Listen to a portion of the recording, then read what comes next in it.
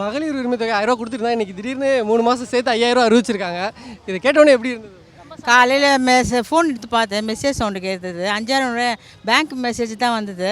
ஒரு வேளை இது தப்பாக போட்டாங்களா என்னவோ தெரியலையே அப்படின்னு சொல்லிட்டு வேறு யாருன்னா கேட்கலாம் அப்படின்னு சொல்லிட்டு கேட்டு பார்த்தேன். அவங்களும் ஆமான்னு சொன்னாங்க. அப்புறம் உடனே டிவி ஆன் பண்ணோன்னே சிஎம் பேசுனாங்க.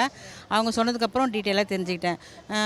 பிப்ரவரி, மார்ச், ஏப்ரல் தந்திருக்கோம், கோடைக்கால விடுமுறைக்கும் 2000 சேர்த்து கொடுத்துருக்கோம் அப்படின்னு சொன்னார்.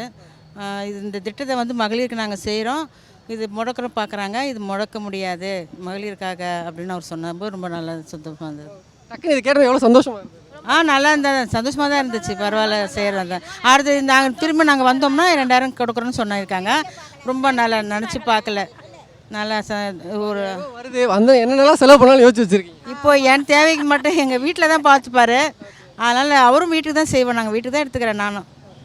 அடுத்த முறை வந்தால் 2000ன்னு சொன்னாங்கல்ல, அதை கேட்டோன்னே எப்படி? அதுவும் சந்தோஷமாக தான் இருந்தது. இன்னும் எக்ஸ்ட்ரா கிடைக்கும் இல்லையா? ஆமாம்.